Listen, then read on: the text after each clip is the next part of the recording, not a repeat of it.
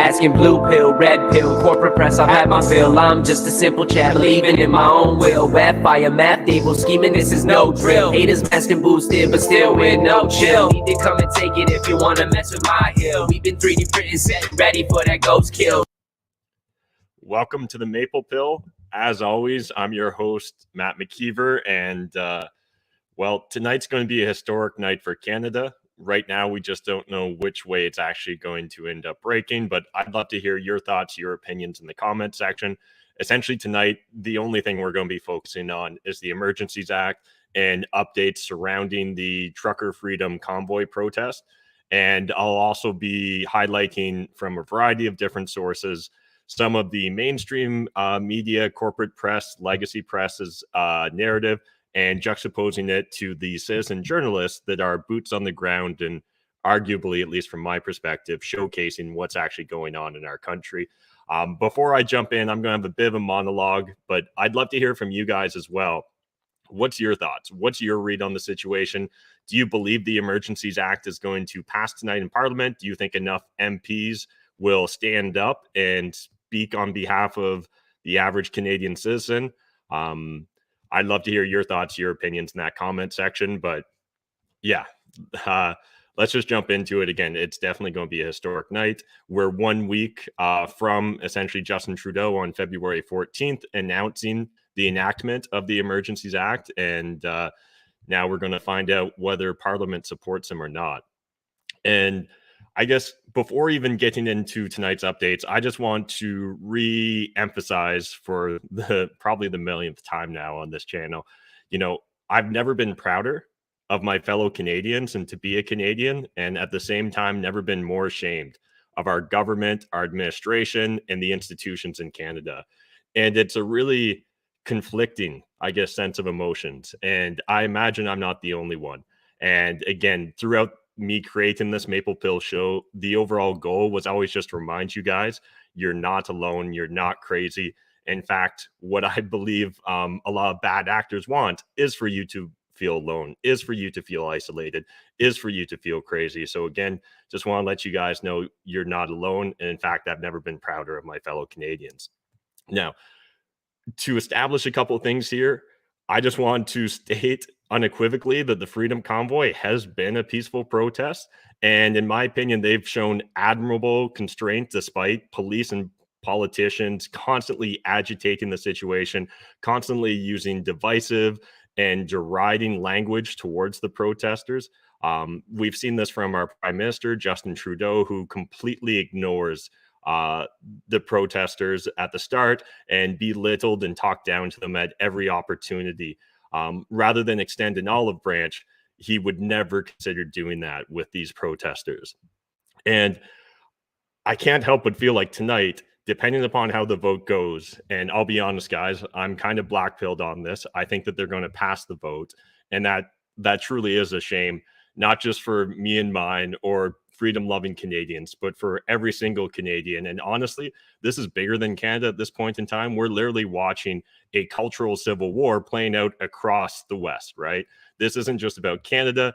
It's not just even about the Commonwealth countries. I think that we're going to see the future of, democracies, republics, and all freedom-loving countries, institutions, and people. This is an important moment in history.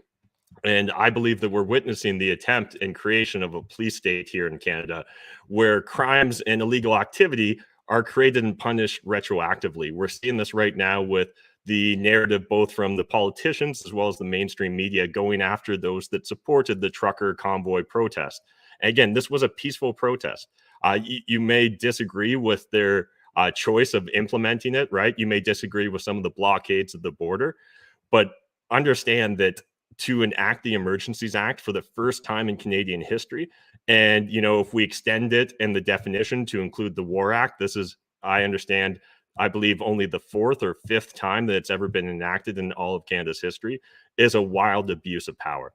And at this moment in time, I can no longer give the benefit of the doubt to Justin Trudeau, to politicians that back him, to administrators, to institutions, to peace officers and police officers that are willing to enact these these truly unprecedented measures against their fellow citizens. We're watching the financial crippling of political opponents in real time.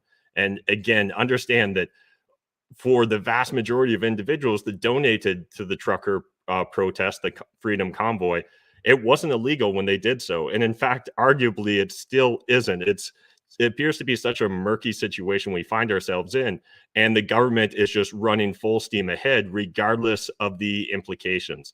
It's hard for me to not want to draw comparisons to the Biden administration and some of the rules and laws we've seen them try to enact, knowing that they were unconstitutional in the United States and not really caring because they wanted just to make progress on whatever their individual goals and motivations were.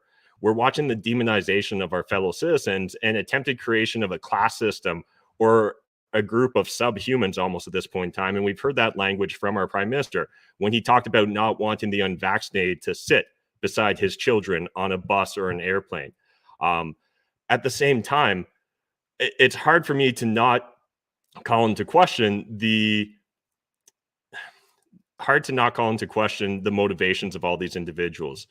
We've been gaslit on so many things at this point in time that I'm sure I'll forget some from this list, but we've been gaslit on the lab leak theory. We were gaslit on the effectiveness of masks, lockdowns, mandates, and vaccines, on the difference of deaths from COVID and deaths with COVID. And yet they still expect us to blindly trust them that they've got our best interests at heart when they're unwilling to come to the table and talk openly with us, to be authentic, to be transparent. Right now, they may justify everything they do as for the greater good or in the best interest of the public, but they won't actually show us the mental framework or the proof that they have in order to come or jump to these conclusions. And I think it's important to understand that, in my opinion, this entire show is the maple pill is about going from blue pill to red pill to black pill to clown pill, and then finally white pill. And that's a one-way street, right? That's a one-way journey. Blue pill to red pill. People don't go from red pill to blue pill.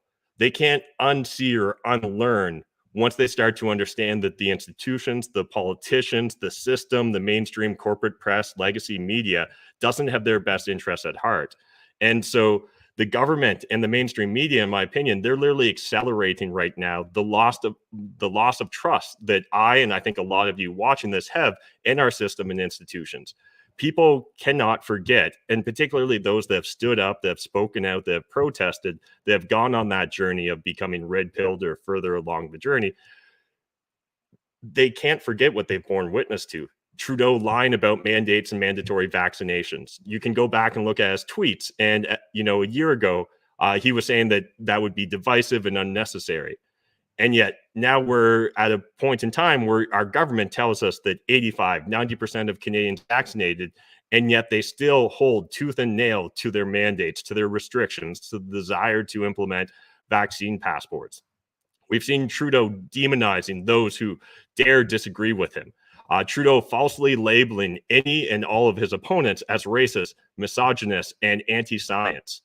Lying and gaslighting by mainstream media, which completely back him up and never call him out on his fucking bullshit. And at this point in time, in my opinion, barring the complete collapse of Justin Trudeau and the Liberal government, I can't imagine how we return to normal in this country without having to go through a lot more pain and darker days in the future. I hope I'm wrong on this. I cross my fingers I'm wrong. I hope that the vote tonight doesn't support the enactment of the Emergencies Act, and that will be the greatest white pill I could ever ask for. But we'll see how it plays out in real time. And again, I'm not sure exactly when the vote's expected, but I think it's maybe around like 8 o'clock tonight. So I encourage everyone, especially Canadians, pay attention to this. And if it does pass, we need to remember who were the politicians that decided they knew better than us? Who were the politicians that decided that they needed emergency powers, unprecedented emergency powers in this day and age? And then I can't help but feel like Trudeau's ego is truly to blame for a lot of this, because I guess I'd rather give him the benefit of the doubt and think that this is all ego rather than malicious intent on his behalf. But Trudeau's ego wouldn't allow him to treat the protesters as humans deserving of his respect, wouldn't allow him to meet with them or to hear their concerns or even just to be a sounding board for them. wouldn't allow him to ever imagine anyone could both be good and disagree with him. And that last point's really important. It literally feels like our prime minister believes that anyone that disagrees with him has to be the enemy. They can't simply have a different opinion. They can't have a different perspective. They have to be bad and evil. And we hear this consistently with his language. And mainstream media's ego and financial interest will not allow them to do anything but support the existing regime and Justin Trudeau. And again, none of us are perfect, but surely at this moment in time, and we're going to go through a lot of examples throughout tonight once I finish this monologue, and I promise I'll wrap up shortly. But there are so many examples of abuse right now, and the mainstream media is doing everything they can do to whitewash it. This should be really concerning, not just for the truckers, not just for those that are anti-mandates, not just for those that, want us to go back to normal, but for every single Canadian, because understand at some point in time, as these emergencies and these new rules calcify in our system, they'll use these blunt force weapons, not only against the current opponents of the regime, but any future opponents as well. Like any student of history can tell you, that's how it plays out.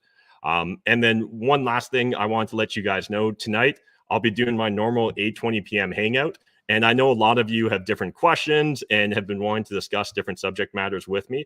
So I'll be going live on a separate YouTube video, again, on this exact same channel. And I'll be discussing, in my opinion, how you can try and go about protecting yourself from future government tyranny. Because as long as Trudeau is in power, it will only get worse, in my opinion. We'll talk about Bitcoin, gold and silver, real estate, social networks, prepping and homesteading. I'll give you my honest opinion about whether it's time to get the fuck out of Canada, whether you need to have a second passport plan or a second domicile plan. And again, this is just my opinion, but barring the complete collapse of the vote tonight, barring the collapse of Trudeau and his primary supporters, I think we're in for darker days before we'll see the light again. I hope I'm wrong. And predicting the outcomes of these decaying, complex, collapsing systems is very difficult, and no one's going to get it perfect. I don't claim to either. So again, this is just my opinion, but I'm going to showcase you guys a lot of the different data points and facts that I've used to kind of come to this moment in time and my personal conclusions. And again, we'll find out, in the coming hours and the coming days and months, whether maybe I'm just too black-pilled and I'm overreacting, or whether we all should have greater concern as Canadians. I've never wanted to be more wrong in my life and than right now. And you know what? I think that by the end of tonight's vote, we'll probably have a much better indication of where things stand. But even if brighter days are right around the corner, we should all look back on this and understand that we came right up to a precipice. And that's it for the monologue. We'll get into tonight's show. Sorry about being black-pilled, guys. I just I can't help it under these circumstances. So the first thing I want to share with you guys is what I believe this isn't a meme in my opinion, but it's a great perspective. So 50 years from now, they'll tell their great-grandchildren where they were. 50 years from now, they'll lie.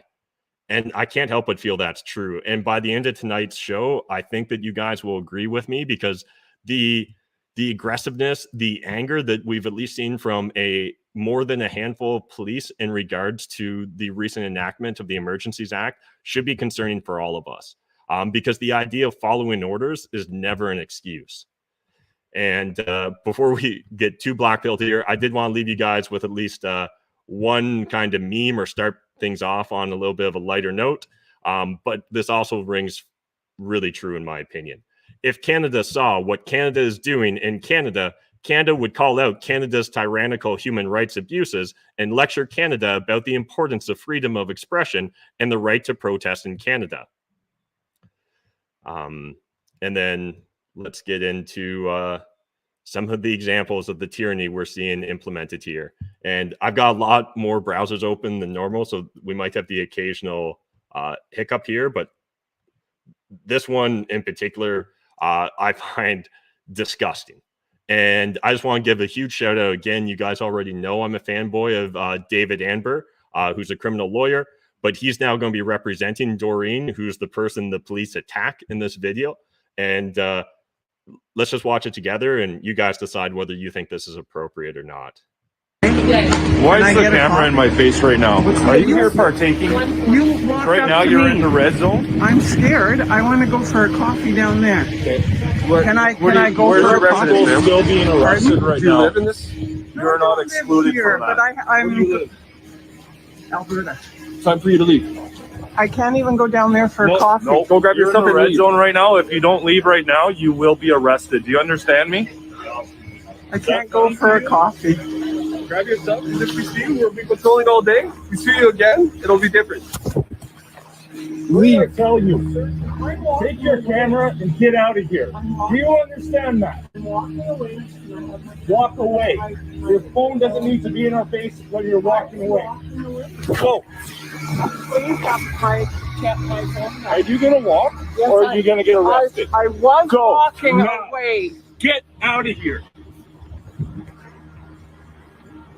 Oh my goodness. Hope you can go to sleep at night. This is Canada. This is Justin Trudeau's Canada that he is creating for all of us. I personally find that absolutely disgusting, that the idea of filming police is so abhorrent to these police that they would attack a completely peaceful individual that was walking on the street, not breaking the law. And we've seen so many misstatements from police at this point in time. At the start of this whole trucker convoy, I shared with you guys the respect I had for the Ottawa police and how balanced they were on their Twitter account. I imagine that it has to be someone completely different in charge of it now, and it is disgusting what the narrative I see being pushed out by the Ottawa police. The next clip here I want to show is from Viva Fry. If you guys aren't following along with Viva, I really encourage you to do so. He's been doing a great job of documenting what's going on here in Canada. And so what we're going to see here is a Ottawa police officer or one of the peacekeepers deploying non-lethal munitions on peaceful protesters and in fact actually hitting a journalist. Hey, girl, you all right? Got shot. Take care. Bring her out. Bring her out. Come on.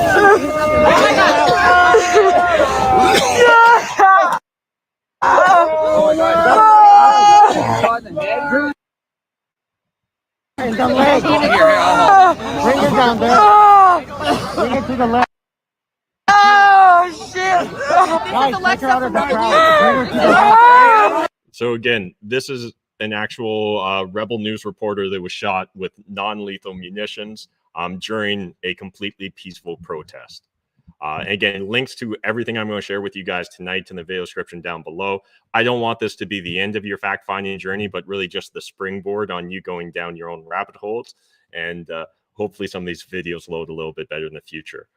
This is from the Counter Signal. So again, really appreciate Kian and all the great documenting and coverage he's given so far. And so shocking, Trudeau's officers shoot journalists point blank. So if you guys want to read the entire article, I encourage you to do so. Next, this is another one from Viva Fry. And essentially what he's showing us here is protesters chanting, "We love you," to the police. And police actually respond by firing off percussion grenades. We love you! We love you! We love you! We love you! What the hell is that?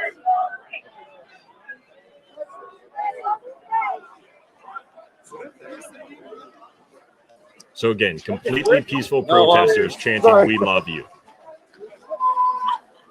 That's weird. It's Canada, people.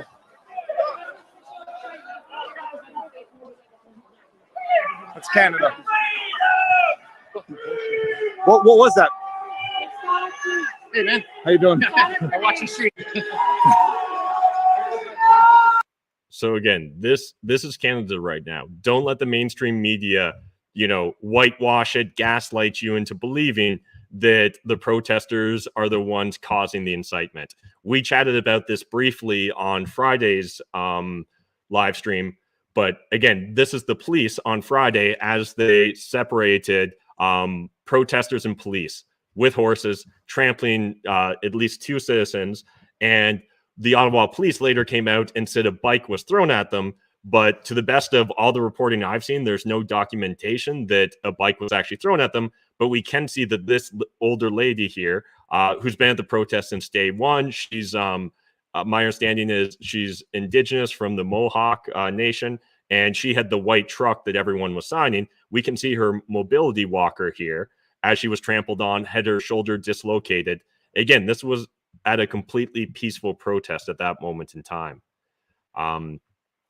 Next going on, so this is from Still Gray on Twitter. And so police in Ottawa brutalize a protester, kneeing him until he hits the ground.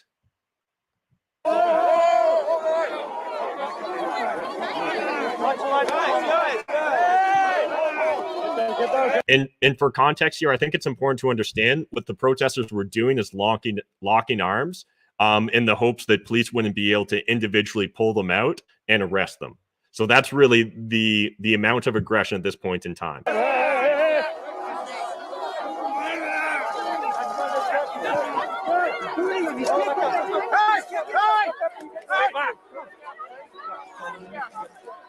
That's a wounded back. So again, this is what Canada's becoming right before our eyes. This morning, police tried to trespass on the iconic cafe in downtown Ottawa. Now they are closed. And so this one's particularly shocking to me.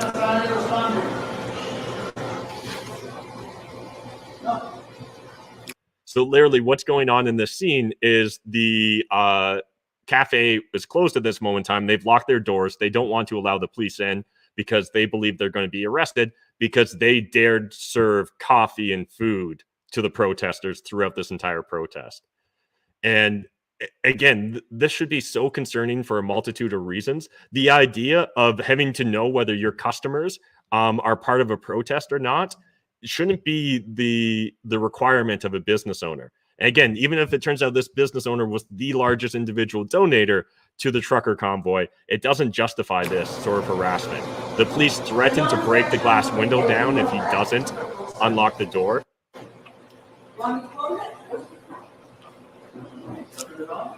So we can see this is them forcing them to turn the sign off, flip the close sign. They're saying that they're going to break it. No, they're just doing it for spite. No, doing it for spite. You have to show your face.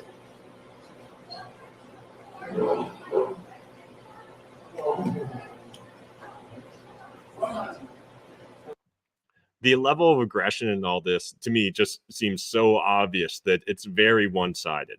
That we're seeing the protesters, the Freedom Convoy constantly being agitated by Canadian police. Here's another clip of it. So again, this is the same clip, but Ian Miles Chong is essentially just giving his perspective.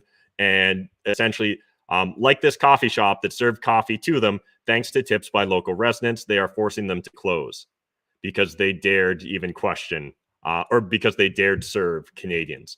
And this one here is, again, shocking to me. This essentially is a Rebel News reporter. She shows her ID, and it's not good enough for the police. You live in the downtown core here? I'm working right now. All right, who do you work for? I'm a journalist. Okay, do you have any credentials with you? Credential. Yeah, I have it. Okay. But why you want to see it? Because this is still part of the zone that's being affected. I thought it was just the fence there. No, that's just how far the crowds were pushed. The fence has been there. It goes several blocks. I'm not a danger. So I'm just going to jump to the point where she essentially gives him her ID. But again, you can see the hostility, and I encourage you to you that you're filming the inside of? But I just showed to 5 minutes I'm out of my hotel. I'm not a danger. I'm a woman alone. I don't know what's going on, and I just report on. There's police operations. Oh, and I'm getting filmed as well. Imagine that. There's police operations taking place here. You're walking amongst the crews and you're looking at. Does this vehicle belong to you that you were filming the inside of? But I just showed to the word that police have break a window with a baby seat. Cleared and removed. Okay, but it's just a fact. You have a baby seat, and that's it. It is time. It's time to go. there's been messaging over the series of the last few weeks instructing people not to be here. I'm a journalist. I'm not a protester. This was unlawful. It's time to go, okay? So please be on your way. I would be on my way, yes, but I on just... your way, please. If it was CTV or CBC, Do you have media accreditation? Yeah, I have my media. May I see it? Yeah, you can see it.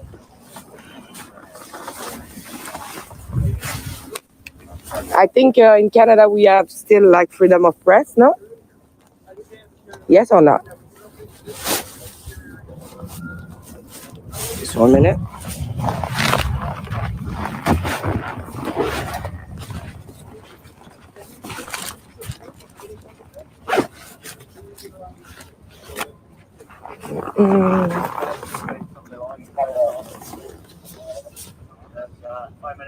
Okay. This doesn't really mean anything to me. So you're gonna have to leave. Okay. Independent Press Gallery of Canada. Okay. It's independent press, so that doesn't mean anything thank for you you. for showing that to me, but it's time to go. Okay. So you see, I have my press card, everybody. Yeah. Can I have your name and your badge number, please? My name is Brad Milburn, and my badge number is 9467. Every one of these police officers should absolutely be ashamed of themselves, in my humble opinion. And again, to be kicking out the independent press just shows you how focused they are on controlling the narrative. And now we've got another clip here where a protester is pulled behind police lines to only then get beaten up. And their trucks, if that is indeed their livelihood. I think we're... Oh, and I forgot, bonus here. This is actually being covered by mainstream media, and no point in time do they call out or call into question the fact that they're watching a protester be beat. Another arrest there. Yeah, I was just going to interject there and just say, yes, I want to bring to our viewers' attention that we're watching live images right now of what is happening in Ottawa, and it appears that there is another arrest. As Rosemary also mentioned, we're watching officers, law enforcement, start moving in physically with their trucks, if that isn't... All right, well, that was a little choppy, but go watch it yourself and you'll see it's much clearer that he's essentially being kneed. Then we've got this example again of police just kneeing a protester once they get him behind their lines.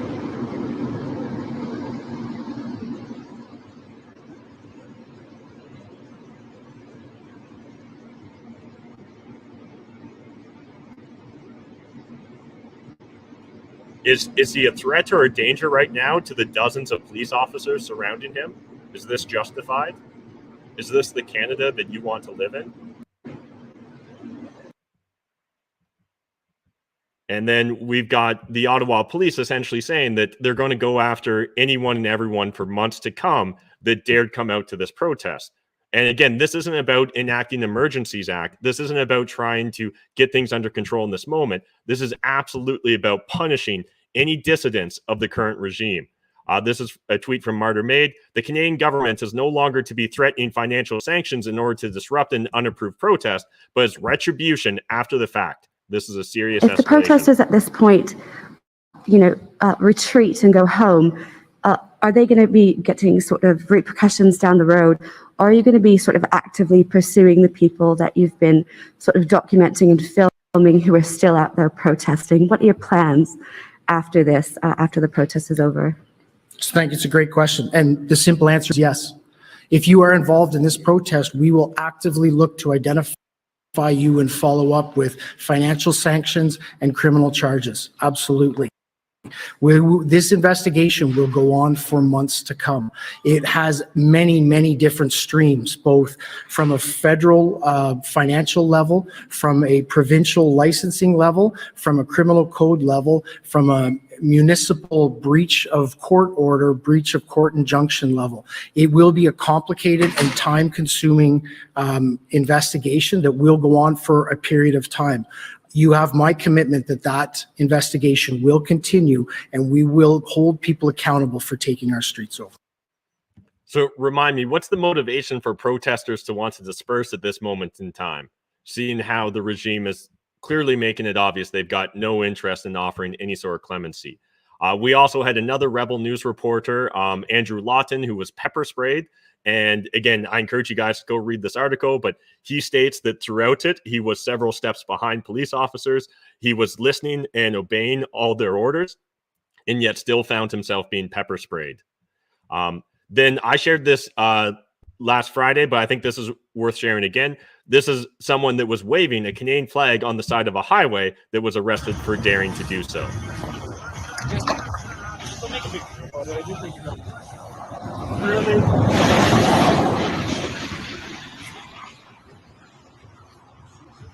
So at this moment in time, literally daring to even fly your country's flag on the side of the road could result in your arrest.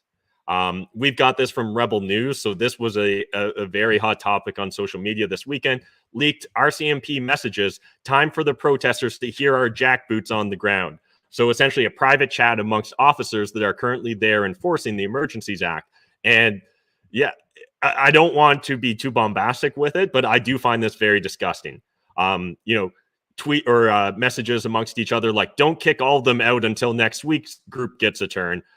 Nice downtown in Chateau Laurier. Time for the protesters to hear our jackboots on the ground. Okay, we can give out free hugs and unicorn stickers. Just watch the horse video. That is awesome. We should practice that maneuver. And so this is in regard to the old lady being stomped by an RCMP horse. And again, if you guys want to see all the different messages they were sharing, essentially bragging about the overtime they were going to be collecting during all this, this is really concerning because this is literally just showing how polarized our society is. Under no circumstances can I see a justification for this sort of language. And it's been confirmed, according to Post Millennial, confirmed leaked RCMP chat shows members celebrating violence against freedom protesters. So again, links to both of these articles in the video description down below. I encourage you guys to check it all out. Now, I want to highlight this. Again, I think Viva Fry's been doing an amazing job documenting what's going on in Ottawa. But look at what CTV W5 essentially put out. And we'll zoom in here to get a better look. But videos from trucker protests posted on social media underline a changing tide. Info shared without a filter. And in the case of rumble.com, shared without misinformation limits. It's one reason why the site is getting attention of Republican elites like Trump. So literally now, they're condemning people choosing to share information without a filter. Wait, you didn't even get the government's permission to share this? You didn't even apply their narrative onto this? Like, this is just so embarrassing, in my opinion. And Viva Fry tweeted, all you have to do is tell the truth and let people speak. CTV W5, even in this tweet, you lie and demonize good, peace-loving Canadians. Absolutely agree with him. This is from Ezra Levin from The Rebel. And so despite this being an emergency that requires police beating protesters, they still have time to pull out their drone and take some selfie photos. So we can literally see in this, the police are lined up not far from Parliament and getting their photos taken with a police truck. We've got a drone there in the sky. Another officer taking different shots, even kneels down to steady himself for a couple of lower shots while this officer runs the drone. So again, it's such a critical situation right now that we need the Emergencies Act, an unprecedented abuse of government power. But hey, we still got time for some photo ops for the police. Now, this is a very interesting video here that we're going to be watching. I don't know if any of this, if there's more context before this, but essentially what you're going to see is a global news cameraman push a protester and then turn the camera on the protester, when before that, all we see is the protester giving him the peace sign. So right here, peace sign. Push. Whoa, that literally just pushed this guy. He literally just pushed the camera on him.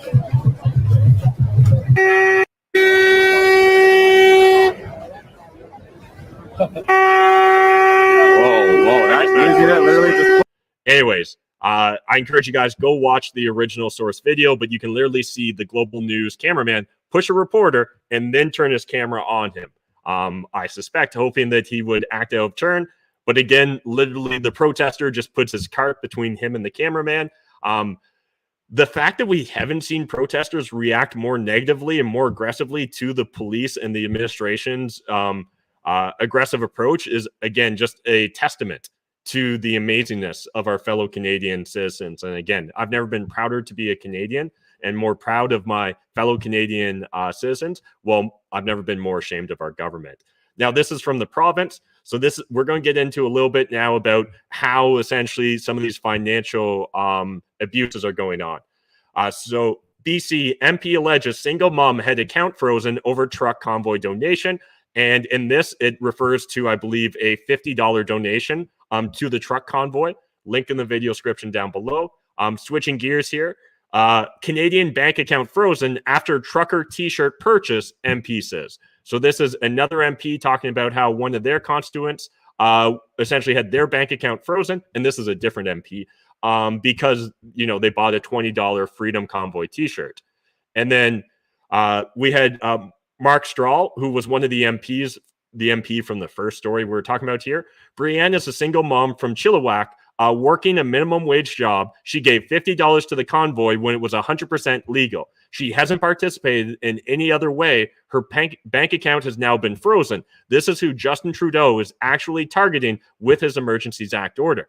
But it actually gets worse, in my opinion, believe it or not. So we had Talib Nur Mohammed, who's another MP. So he tweeted out, from one colleague to another, Mark Strahl, if this is true and she can provide proof this is the only reason her account was frozen, I'll personally help you solve this for Brianne in confidence. But if it's not, you agree to unreservedly and publicly apologize. Fair. So first of all, let's break this down. Right now, the administration, the police, the bankers, they don't have to show any proof in order to free someone's funds at this point in time. And yet Talib here is saying that, hey, if you can prove beyond any doubt that that was the only thing you did, which I don't even know how she's going to fully prove that, then I'll help you unlock her bank account. And so what this actually is stating, and Stephen here in his tweet did a great job of breaking it down. Sorry. So Liberal MPs can now freeze and unfreeze bank accounts? If Canadians want to live in a banana republic, they'd be well advised to find one with lower taxes. Yeah, I think we would be, actually. Why are we paying 50% in like taxes when literally government random MPs can decide to either help freeze or unfreeze a bank account? And then again, we're now seeing them go after other different GoFundMes and other fundraisers as well. A First Nations group raising money for a Longhouse on Wheels to distribute food at a protest had its campaign canceled. No one will touch activists in Canada out of fear it's terrorism. The burden of anti-democratic measures will always fall on marginalized groups. So understand that we're very quickly entering a phase in Canadian history where now what? Will the government just post a list of approved protests and those individuals are allowed to raise money, but everyone else will just automatically be assumed to be a terrorist and a ne'er-do-well in our country? That's literally the direction we're headed in right now. This is from John Paul Koning. The Ontario Securities and Commission recently reported crypto CEOs, and they list two of them, to the RCMP. I don't imagine this bodes well for the ongoing process of registering Kraken Coinbase under Canada's new regulatory framework for crypto marketplaces. And I was actually going to cover this last week, but I thought it was kind of a nothing burger story until I saw the OSC come out and flag them. And this should be very concerning for every Canadian as well, because go look at what these original CEOs tweeted out. The CEO of Kraken literally tweeted out, yo guys, look, we fall under the law, so we're going to have to do whatever the law tells us. So if they come for your accounts, there's nothing I can do. You probably shouldn't use our service. Understand the integrity that would take to proactively come out and tweet that, and then to be punished by the OSC for literally just stating what the rules are in this Emergency Act timeline. All right, switching gears here a little bit. If you guys want a general recap, I've been telling you all along, True North has been doing the best of any of Canadian media. So we've got a recap to day 29 of the Trucker Freedom Convoy in the video description down below.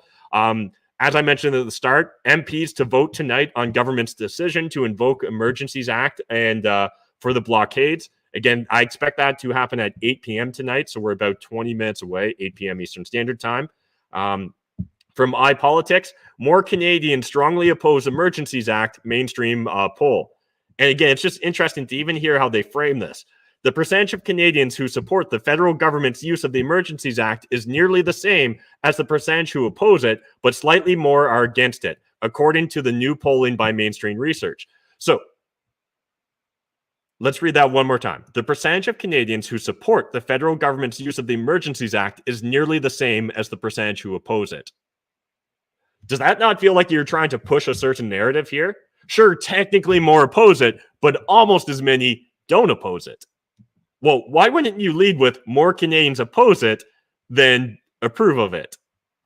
Maybe because you've got a very specific narrative or mandate that you're seeking to push on the Canadian public. So again, link to this story in the video description down below. This is from the Post-Millennial. Freedom protest spreads across Canada after Trudeau crackdown.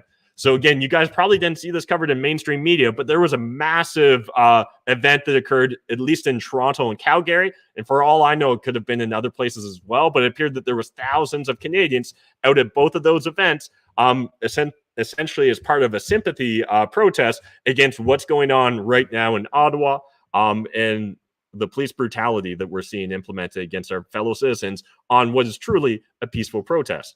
Post-Millennial, breaking, NDP will reluctantly support Trudeau's use of Emergencies Act in Monday vote. No, you don't reluctantly approve of tyranny, right? You don't reluctantly approve of the erosion of our civil rights and liberties. You don't reluctantly approve military law here in Canada. You're either for it or against it. There's no like sort of gray zone like, we mainly don't like what he's doing, but hey, let's give the dictator one more shot at the can. The NDP is supposed to be the party of the people. It's supposed to be the party of the common worker. And yet it literally seems like they're doing everything they're doing everything within their power to abuse the average Canadian of believing that. And personally, I suspect that Jagmeet isn't long for the leadership of the NDP, but we'll see how that plays out. We have this from the National Post. Disquiet lingers among some New Democrats over Emergencies Act despite official party support. We have opened Pandora's box here, said MP Charlie Angus. That to me is a deeply concerning issue, and that's why I want accountability. Yeah. So, despite the fact that, Trudeau demonizes everyone that disagrees with him, despite the fact that it has been a peaceful protest, despite all this, I really don't think we should do it, but as long as we're accountable. Do you really believe that we're going to see accountability after the fact here? No, I personally believe everything will be swept under the rug. The media will carry water for the regime, as we've seen throughout the last 2 years of this pandemic. This is from the Post-Millennial. Watch police in Ottawa make mass arrests, beat protesters as Trudeau's crackdown continues. So again, they've got some other examples of some police violence here. Just stuff that literally it was just getting to be too much at this point in time with all my different links. So again, there's more examples out there. I encourage you guys to go check them out. Now, this is from Summit News. Canada moves to make asset freezing under Emergencies Act permanent. So again, we already knew this at the end of last week, but as we've continued to see things escalate, this, in my opinion, becomes more and more concerning. I imagine we'll see Canada be one of the first G7 or G20 countries to go hard on what's called a CBDC, a central bank digital currency, right?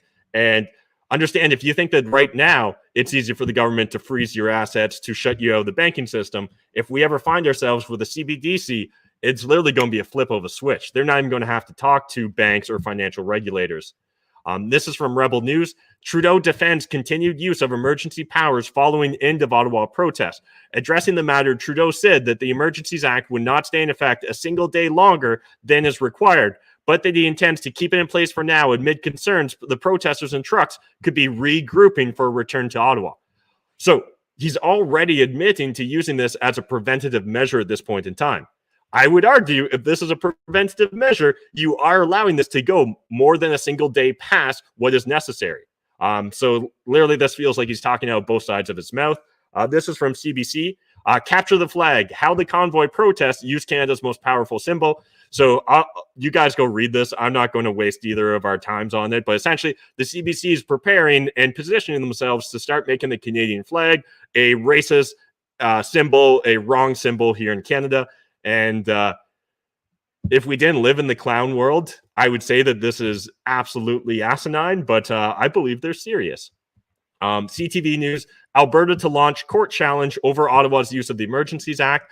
And now I saw some people, particularly in the mainstream press, going after Jason Kenney, the premier of Alberta, because he had at one point in time written a letter requesting the federal government step in and show more power at the border crossings, because, you know, technically the federal borders are, my understanding, a federal jurisdiction. And yet people are now calling him out on this. I don't think that there's necessarily the giant hypocrisy that the mainstream media is making it out to be. But again, I encourage you guys, if you want to find out more, go down your own rabbit hole of research. Now, this is from CTV News. Ottawa police watchdog investigation, use of horses, non-lethal rounds at Ottawa protest clearing. So at least they're saying that they're going to investigate what's going on. But honestly, unless you've got a truly independent watchdog in this situation, it's very hard for me to want to give the benefit of the doubt to the government, the regime, or any of its institutions. Now, this is from Keenan, and this is earlier today. So Trudeau got a question from the CBC about, you know, how long we're going to see this Emergency Act, and whether, you know, what the truckers could come back at any time. So does that mean that you're going to keep the Emergencies Act forever? And I'll let Trudeau answer it. Oui, bonjour, Monsieur Trudeau, Laurence Martin, Radio-Canada. Hello from Radio-Canada. If the act is used in a preventive way, what is the threshold to remove it? Because the truckers could come back in 2 months, 3 months. So does that mean we'd have to keep it for another 2-3 months? Indeed, this is something that we're thinking about. Of course, at some point, once it's lifted, we'll have to remain vigilant as to what could happen afterwards. But we still feel that now, right at this moment, the situation is still fragile. The state of emergency is still there. We're going to continue keeping an eye on this each day and see when we can lift it. Won't be for right away, but every day we're going to reevaluate, and we hope that we won't keep it for one day longer than necessary. Listen to the wishy-washy language there. We hope we won't keep it for one day more than necessary. And I just wanted to give a shout out to this tweet here. The interpreter makes it sound like an announcement from the movie The Purge, just missing the warning siren. Legit. That honestly, like, gives me shivers just even hearing it. And so understand, one of the arguments currently being made by Trudeau is this. A global news drone image from late this AM, a farm 100 kilometers from Ottawa, about 125 vehicles here and nearby, including many rigs seen on Parliament Hill these last few weeks. PM said the nearby presence of these vehicles justifies continued use of the Emergencies Act. So again, this is a preemptive measure now at this point in time. The most black-pilled version of me thinks that we're never going to see this undone if we end up seeing the vote pass tonight. I guess this counts as a white pill. New Mexico rep to introduce bill offering asylum to Canadian truckers protesting vaccine mandates. It is nice that we've seen, you know, politicians like Rand Paul, this New Mexican rep, speaking out against the tyranny going on here in Canada. And understand that if this was any other country, Canada would immediately be throwing shade or attacking them, right? If this was a Central America, South America, an African, an Asian nation, we would, an Eastern European nation, we would absolutely be going after them and denouncing them for their attacking of peaceful protesters. But when the shoe's on the other foot, suddenly we become blind to it. And I want to highlight the blindness that we're seeing from mainstream media. So this weekend, you guys maybe didn't see it, but the New York Times put out a headline that essentially stated that Canadian police had drawn guns on protesters during the arrest. And the mainstream media came out in full force. CBC and CTV News reporters on blue check marks on Twitter were constantly denouncing the New York Times, calling them fake news. And the New York Times came back and was like, nope, we actually have receipts. We've got reporters on the ground. Our reporters saw it. There's also photos of these incidences. And what's interesting now is the narrative's evolving to, well, it only happened a couple of times. Well, wait a minute. Didn't like one Nazi flag immediately mean that the entire protest was filled with Nazis? Well, if we've got proof that on multiple occasions, police drew their guns on Canadian protesters, isn't it reasonable to say Canadian police drew their guns on protesters? So Canada does not want to see itself this way. New York Times reporter stands by her account of gunpoint arrests in Ottawa. So again, if you guys want to read this entire article, link in the video description down below. But I just want to hit upon a couple points. Yet truckers were indeed arrested by police in Ottawa at gunpoint, says New York Times reporter Sarah Maslin-Nur, who shares a byline on the contested piece with colleague Natalie Kirchhoff. We saw these arrests transpire firsthand, Maslin-Nur told Canadaland via Twitter DM, and in addition have multiple interviews from people this happened to, including David Paisley, quoted in the article. What really is blowing my mind is the wave of journalists saying we didn't see what we saw. Well, hey, New York Times, don't sweat it. Us Canadian citizens that actually promote and support freedom, right, and have supported the Freedom Convoy up until this point in time, we're used to being gaslit by our mainstream media. We're used to being gaslit by our politicians. Welcome to the new normal in Canada. So again, I encourage you guys, go watch it. They've got photos multiple times of this occurring, and it's hilarious seeing the gaslighting from mainstream media. If this was a movie, I'd be able to approach this in a dispassionate manner. But while you're watching in real time the crumbling of your country's democracy and freedoms, it is a little concerning.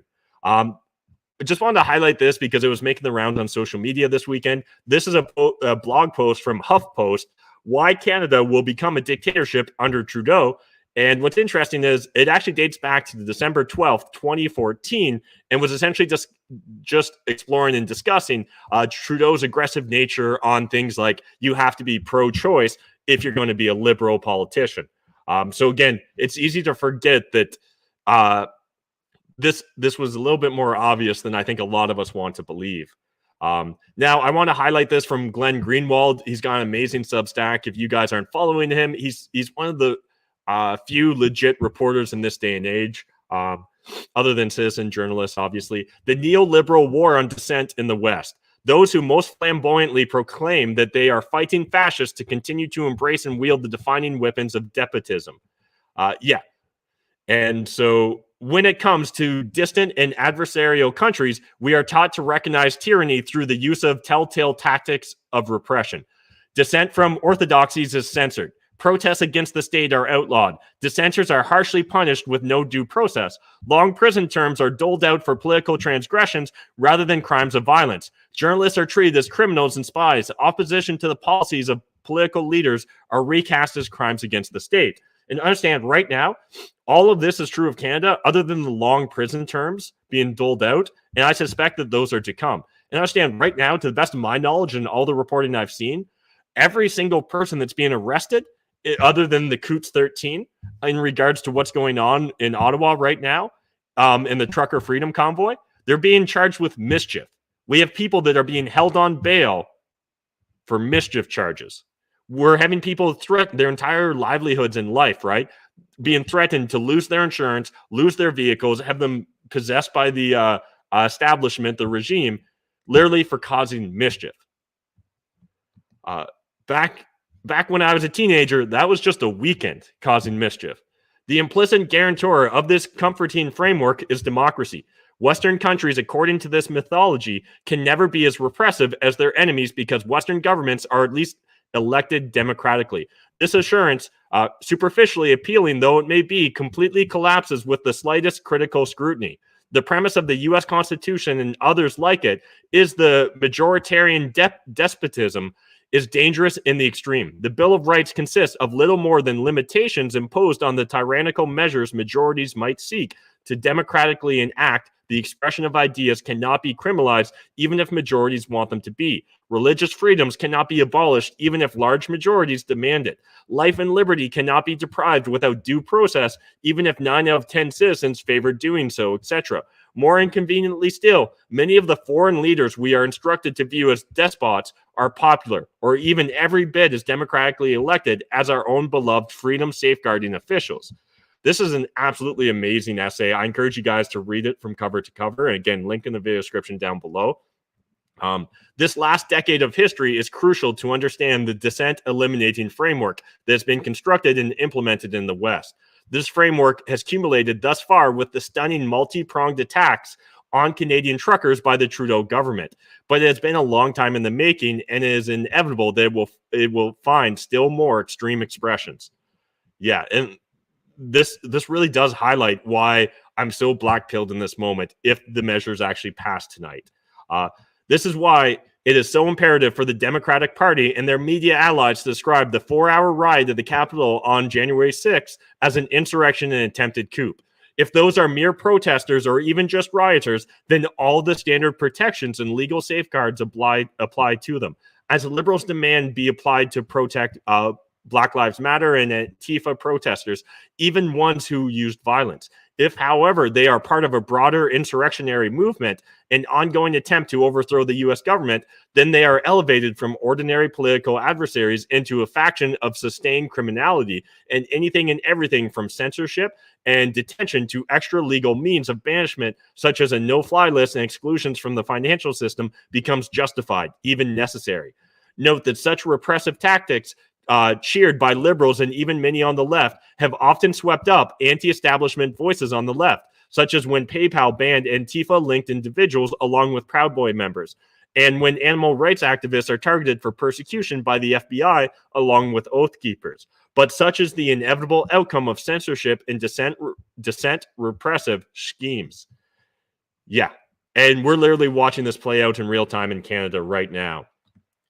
Now, before I wrap up tonight, I did want to share with you guys, yesterday, a new video came out on Jordan Peterson's YouTube channel with Rex Murphy. It's a fantastic look into just them discussing kind of how we got here and the importance of understanding what we're actually up against. I strongly encourage you guys to go watch it. I really enjoyed it. And then as a reminder, again, since we're talking about Jordan Peterson's YouTube channel, if you somehow haven't already watched the episode with Brian Peckford, please do yourself and future generations of Canadians a favor and go watch it. Yeah, I get it. It's like 2.5 hours or something like that, but it's absolutely worth watching every minute of that interview.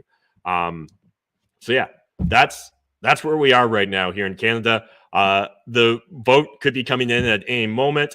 Who knows what happens next? But again, I believe it's more important than ever before for us to speak out, right? For us to stand up for freedom. It's not going to get easier, right? Over the last 2 years, has it got easier or harder to stand up and speak out for freedom? Over the last 2 years, has the government become more reasonable or less reasonable when dealing with opponents or critics? That's where we are in Canada. This is Canada in this moment. We may not want to believe it. We may want to turn a blind eye to it, but none of those will actually get us back to the way we once were. Maybe we were never perfect. In fact, I can almost guarantee we weren't, but I can't help but believe we lived in a more perfect version of Canada a few years ago than we find ourselves in this moment in time. And again, in my humble opinion, until Trudeau and those supporting him fall, I just don't see how we return to normal. Again, maybe I'm too black-pilled, maybe I'm blinded by my own biases, but that's my honest, truthful opinion. And that's all I can give you guys. I'm just going to focus on being authentic, truthful, and seeking transparency wherever I can. And I wish that we saw more in the mainstream media doing it. I wish we saw more politicians doing it, because I can't believe that, what is it, the 300 plus members of parliament, that they're all so naive and blind to what's going on. I believe a lot of them are scared. And while, in fact, they shouldn't be, they should stand up for us. I think now we need to apply pressure to them. If you haven't written a letter, if you haven't made a phone call, if you haven't sent an email, do so. Again, I don't care whether it passes or doesn't pass tonight. We still need to make our voices heard. A lot of us, for too long, myself absolutely included in this, was taking the live and let live approach. We can no longer afford to be so naive. That's it for tonight's show. I really appreciate everyone that's engaging with these comments, sharing, liking, all that good stuff. In fact, I think I've even got some new buttons I can press that do things. So if you want to follow me on Instagram and get my unfiltered opinions, follow me, Matt McKeever Unfiltered. If you haven't liked and subscribed, I appreciate it when you guys do that. If you hate watching this show on Big Tech, I do not blame you. I do upload the replays of this on Rumble and BitChute. So again, you don't have to watch me on Facebook or watch me on YouTube. But right now, they're the easiest platforms for me to live stream to. If I start to see more people watching me on Rumble, I'll pay the premium so I can go live there. If you guys want to see me on Gab, just add me on Gab. And again, I'll pay the premium to start uploading videos there. But until at least I start getting into consistently the double digits and views on those platforms, it's hard for me to want to justify making the expenditure and having to spend the time and energy to, rejig how I go about doing these shows. But if you're looking for other great Canadians, again, just look at the people that I've shared on Twitter tonight. Look at Viva Fry. I think he's doing a live stream right now as well, where they're just watching literally the vote go on in the Canadian Parliament. And I just want to leave you guys with the reminder, you're not alone. You shouldn't feel scared, isolated, or fearful. That's what they want from you. We need to focus on what can we control, taking back our freedoms to the best of our extent, and making our voices heard. It's more important than ever before. Again, it's not going to get easier, guys. If this Emergencies Act gets passed, it's not going to get easier. They're going to find excuses to extend it. They're going to find excuses why it needs to be preemptively used, and a new precedent will be set that will be almost impossible to ever undo here in Canada. And I would rather just be able to snap my fingers and go back to the way things were. But being an ostrich also does none of us any favors. I'm going to quickly jump to some of the chats, and then we'll wrap up for tonight. Again, reminder, I'll be going live at 8:20, which is like in 20 minutes, on my YouTube channel and Facebook. So if you're watching this now, it'll be on the same channel. And I'm just going to be answering and fielding any of your questions. If you've got questions about Bitcoin and privacy, if you want to talk about gold and silver, if you want to talk about real estate investing, if you want to talk about, do I need to start making a plan to get the fuck out of Canada? Again, I will be authentic and transparent with you to the best of my abilities. I'll try and give you good advice. But again, it's such a personal decision at this moment in time. But I think all of us need to have just a little bit more courage, myself included, when it comes to speaking out. Because, yeah, we may find ourselves in the darkest timeline, but we don't have to continue on that timeline. So again, I appreciate every one of you Canadians that have spoken out, shown your support, and that are willing to risk something because you understand the future is important.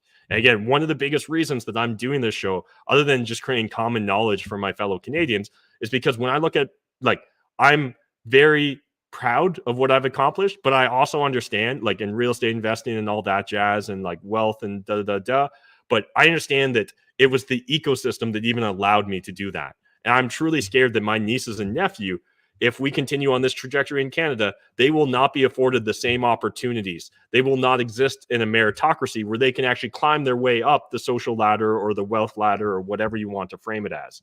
And that to me is more important than any of my personal wealth.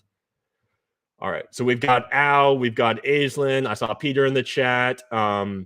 We've got Julie, hoping it doesn't pass. However, I'm afraid it will, unfortunately. Yeah, and regardless of whether it passes or not, we still need to continue to push.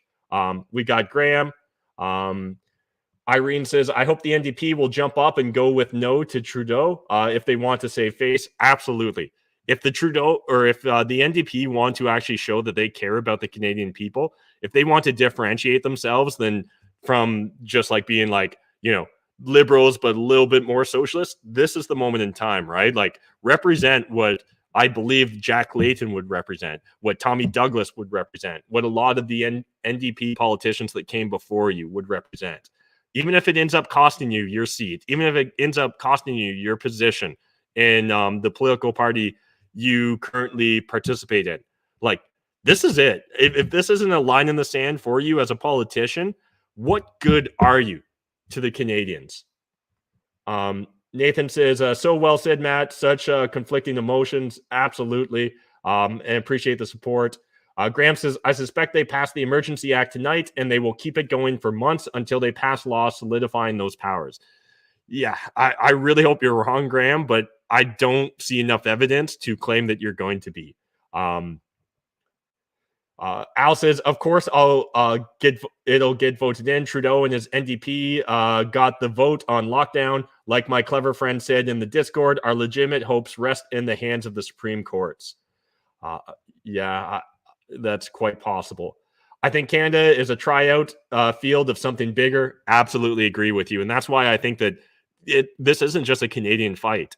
This is Western democracies. This is Western republics right now. We're watching in real time the destruction of our belief systems, of our institutions, of essentially the enslavement of our population to whatever you want to call it, to the political institutions, to an elite class of plutocrats, to the World Economic Forum. And we're going to cover a bunch of that stuff later in this week. But tonight's episode, I just needed to be focused on showcasing the abuse that's going on in Canada, speaking out against it, and highlighting the dangerous, slippery slope that we're on. I don't think that we're quite on a sheer cliff yet, but it sure as hell feels like we're close to it. Jean says, the biggest difference between Hitler, Stalin, Mao, and Trudeau is the first three were popular, which Trudeau is not. Yeah, and like it's honestly hard for me to even really determine like how popular is he with the average person, because he does have the entire Canadian mainstream corporate press, legacy media pushing out his narrative, right?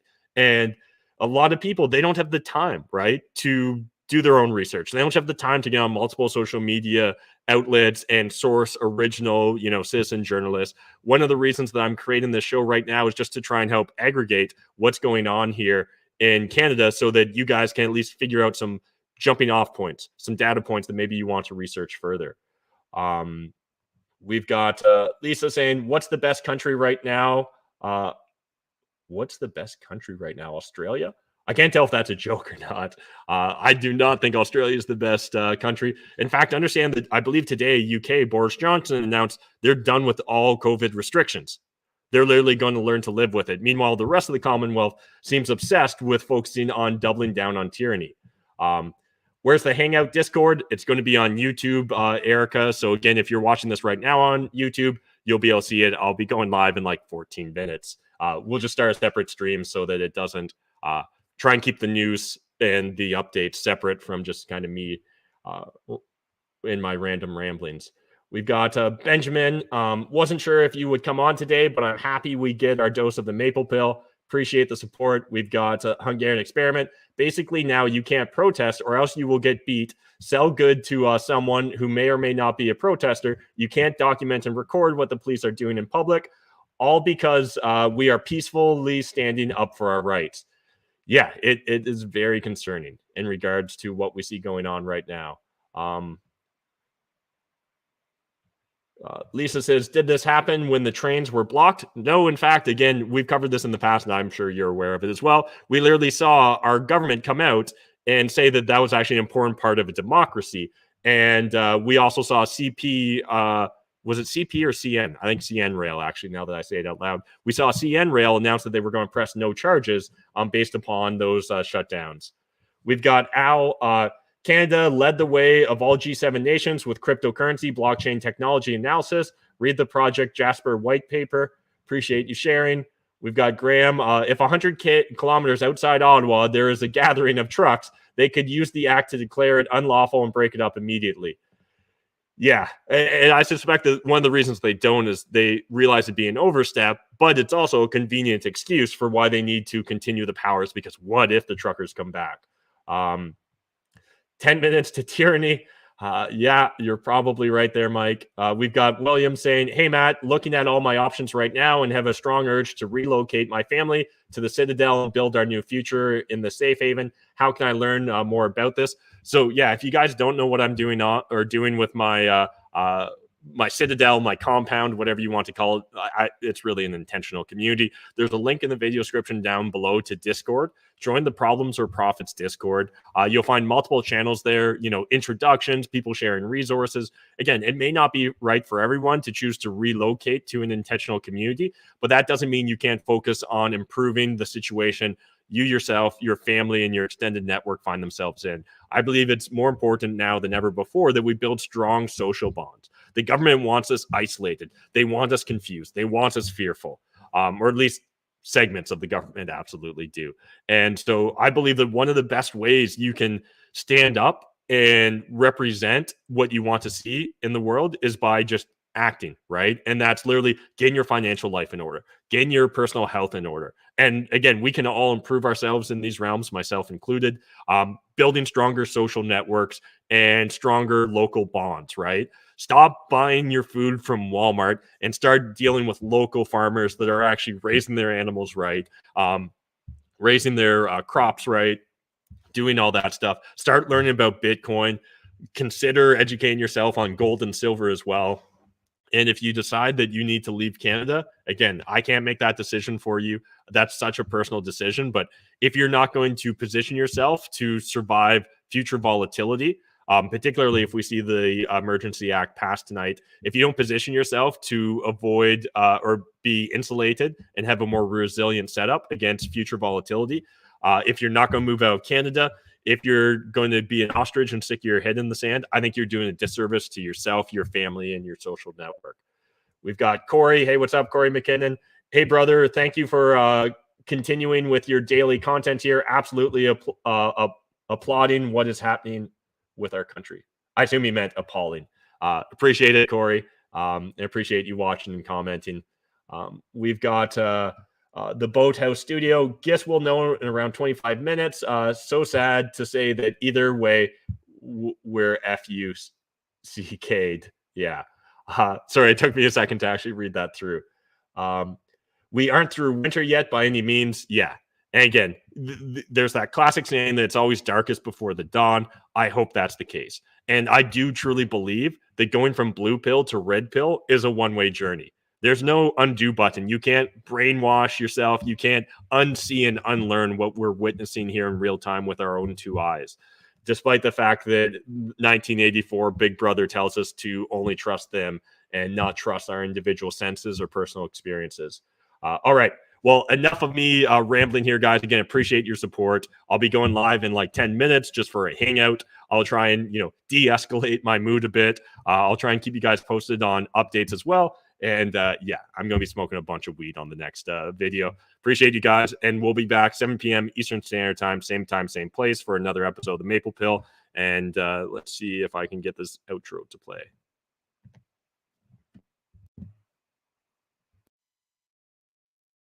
Asking blue pill, red pill, corporate press, I've had my fill. I'm just a simple chat, believing in my own will. Red fire, math, evil scheming, this is no drill. Haters masking boosted, but still with no chill. Need to come and take it.